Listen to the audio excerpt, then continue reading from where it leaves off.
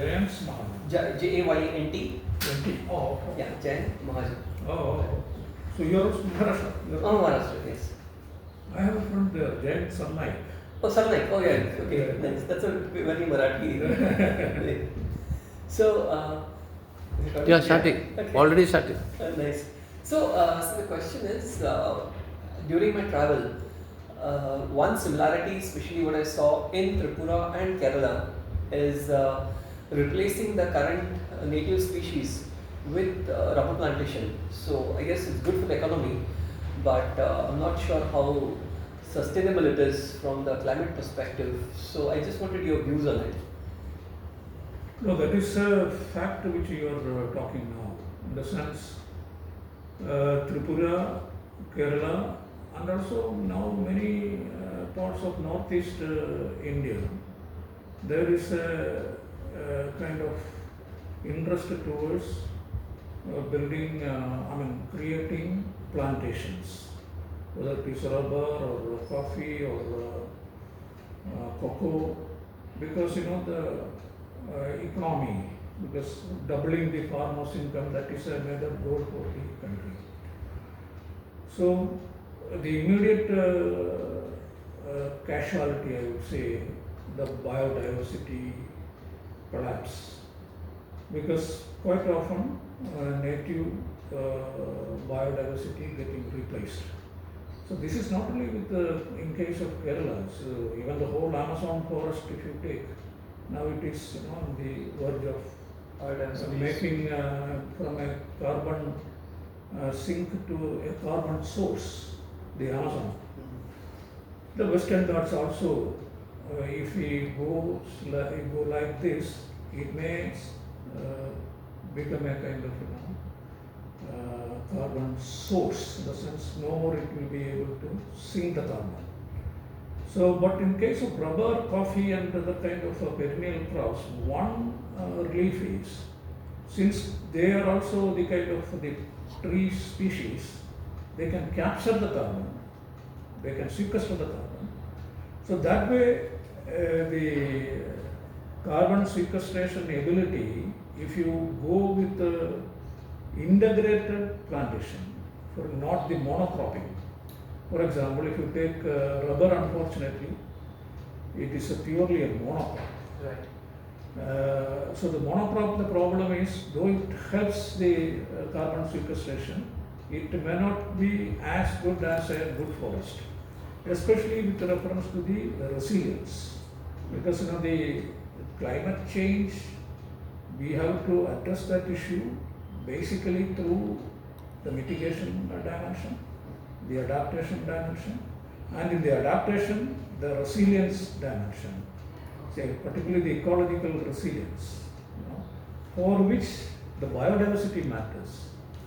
Because this resilience building is through the biodiversity. When you have that, more diversity means it can come back, the ecosystem can come back.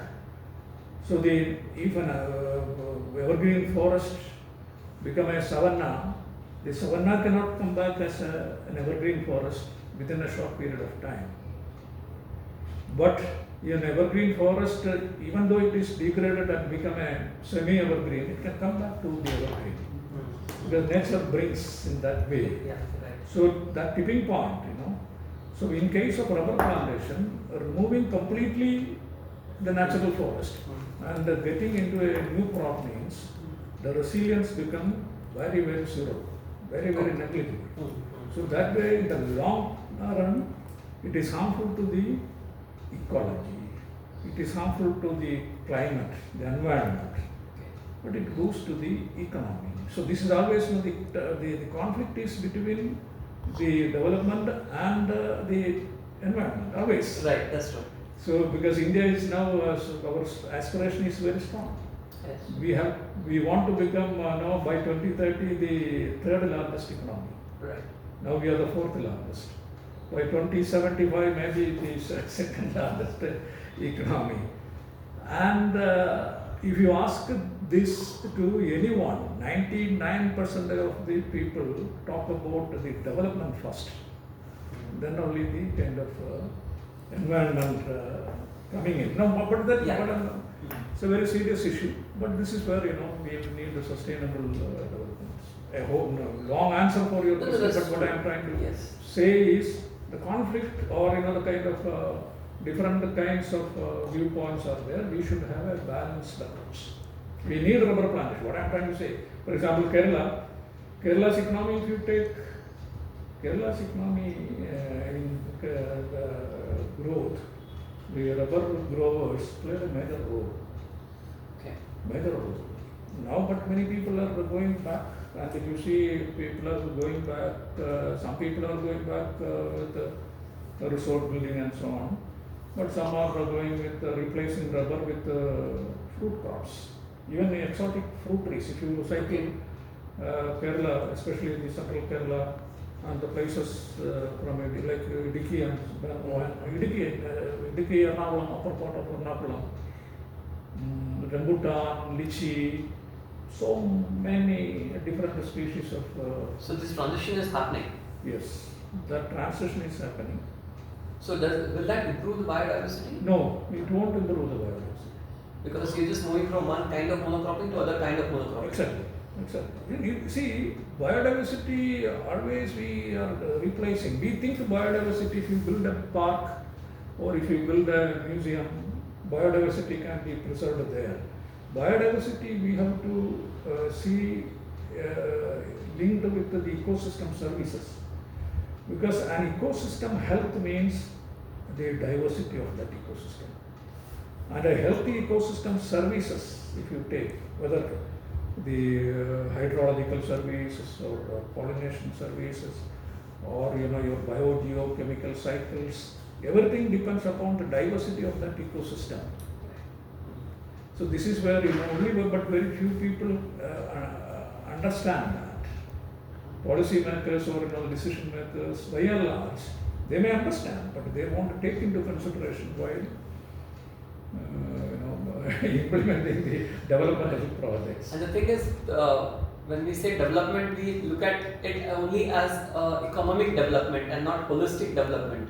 And I think that's where the problem starts.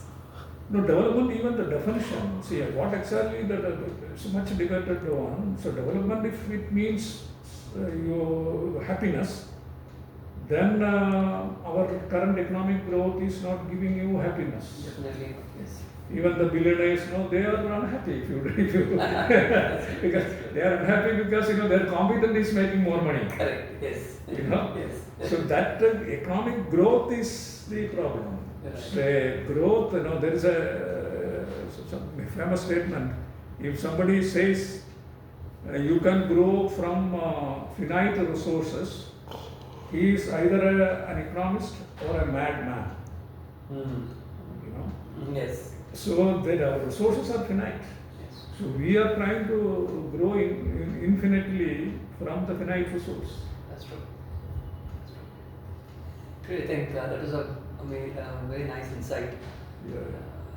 Gives me some perspective to look at biodiversity and development and its impact on each other. No, biodiversity, if you see I don't know whether you listen this planetary boundary talks. There is Johann, one scientist, very famous man, Johann Rockström, this Potsdam Institute of Climate Research in Germany. So if you listen to him and if you read his, and very, very convincingly he tells about how, because climate change, many people now understand, but biodiversity collapse, yes, not many people. Because for them, I think increasing the green cover and planting trees is a solution. They don't understand the biodiversity part. Actually, if you take now Andaman Nicobar, this seaport project, the Kamba, the replacement of it is in Rajasthan. They are going to have the tree planting. I don't know, how many trees going to be cut there? Yeah, millions of trees. And the replacement is through that Kampa scheme, compensatory afforestation. We see a pristine natural vegetation is getting destroying. So you're actually destroying both the places because Andaman you're removing the trees. Rajasthan where you're not supposed to have trees, you're putting trees there. Yeah. So that way you're actually destroying both the places. So this is where the eco-literacy. We should be, every one of us should be an ecologically literate person. So, but that possibly Yes, and that has to start from the school. And exactly.